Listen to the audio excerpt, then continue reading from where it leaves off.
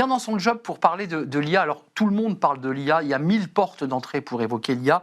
Et on a choisi cet angle, l'IA et l'éthique en entreprise, qui est assez peu traité et qui finalement est un sujet à déflorer. On en parle avec vous, Marie Bouni. Bonjour. Bonjour. Très heureux de vous accueillir. Docteur en droit, partenaire stratégie innovation sociale chez SIA. Et vous allez nous parler de cette, finalement, qui est un sujet d'enjeu, la fracture de confiance entre les Français, les collaborateurs aussi, et l'IA. Est-ce que c'est un risque économique qui est sous-estimé ? Oui, il y a un risque en France en matière de déploiement de l'IA. Alors, il y a une grande étude qui avait été lancée, il y avait 11 000 répondants, et sur 11 pays. La France avait le pourcentage de crainte de l'IA le plus fort. 73% des Français redoutent l'impact de l'IA sur leur mode de vie. Ils sont 40% chez les Japonais, 41% chez les Chinois, 65% chez les Américains. Donc là, il y a un enjeu très fort en matière de déploiement de l'IA. Ça ne veut pas dire que les salariés français sont averses à l'IA. Non. Beaucoup ils l'utilisent d'ailleurs. Ils l'utilisent. Pour 60%, c'est une opportunité, l'IA, mais ils veulent une IA digne de confiance. Justement, revenons sur cette IA digne de confiance, parce qu'on voit bien que l'enjeu, c'est la manière dont va se servir l'entreprise de cet outil et de cette IA. C'est là où il y a des frottements et des blocages. C'est bien ça le sujet, c'est la transparence finalement en creux. Tout à fait, c'est la transparence. L'IA éthique, c'est pas abstrait. C'est très concret même. C'est par exemple dans un processus RH pour un candidat, c'est à quel moment l'IA intervient. Pour une promotion, c'est pareil. Pour une formation, c'est pareil. Pour un licenciement, peut-être que ça peut être pareil. Est-ce que oui ou non on doit avoir recours à l'IA et à quel moment du process? Donc déjà, ça c'est un point.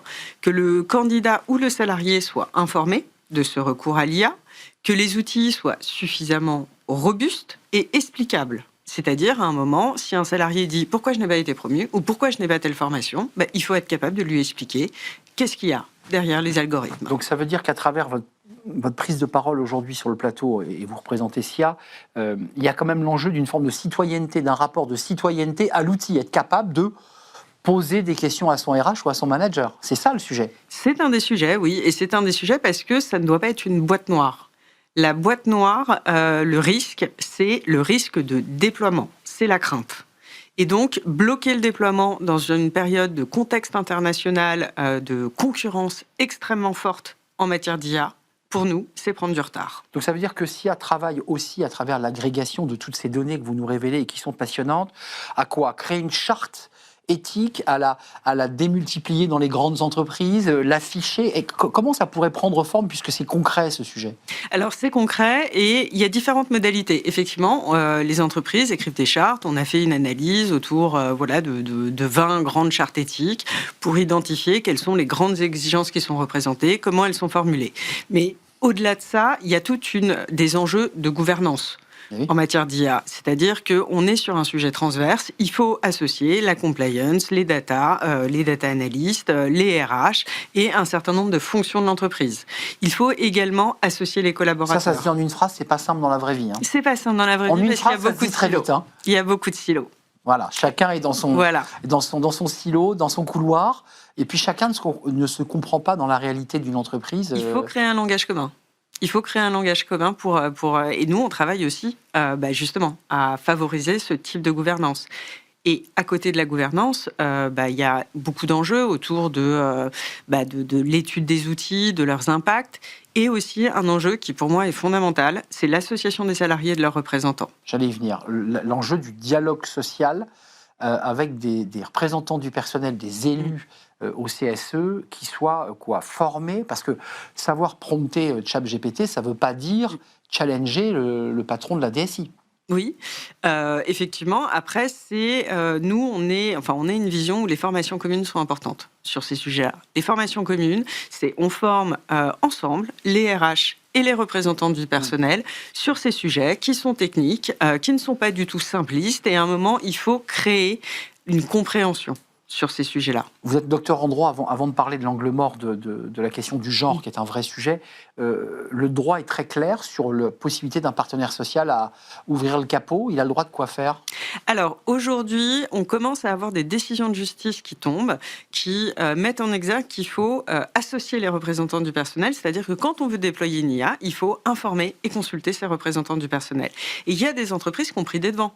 Il y a des entreprises qui ont négocié des accords sur le dialogue social et l'IA dans leur entreprise et comment on va travailler ensemble.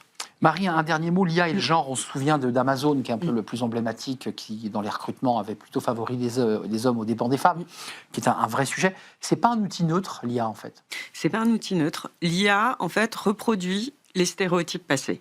Donc, si on ne met pas de régulateur dans l'IA, on va avoir des risques en matière de discrimination. Et notamment dans les principes éthiques, il y a cette idée que l'IA ne doit pas générer de discrimination, ne doit pas reproduire de discrimination. Donc ça se joue au moment de la gouvernance de l'association, en fait, de la création même d'ailleurs. Voilà, de la création de l'outil, de la formation aussi pour un bon usage de l'IA. Aujourd'hui, on voit que les hommes utilisent un peu plus l'IA que les femmes. Donc, c'est aussi un enjeu dans le déploiement, dans la formation, avoir des indicateurs de suivi sur toutes ces données. Sujet passionnant, et vous le dites, et je le reprends, ce n'est pas un sujet théorique. Quand on parle d'IA et d'éthique, ce n'est pas un sujet philosophique éthéré, c'est un sujet de réalité du quotidien des entreprises. Merci de nous avoir éclairé, chère Marie Bounine, sur ce sujet passionnant. Docteur en droit, partenaire stratégie, innovation sociale chez SIA. On tourne une page, tiens, on s'y intéresse d'ailleurs à un sujet qui est peut-être connexe, les RPS, vous savez, les risques psychosociaux. Peut-être d'ailleurs que l'IA peut avoir une incidence sur ces RPS. On va peut-être en parler avec mes invités, c'est le cercle RH, c'est le débat. Et on en parle, évidemment, les RPS, c'est un sujet essentiel si vous voulez garder vos collaborateurs. On en débat avec mes invités, c'est le cercle RH.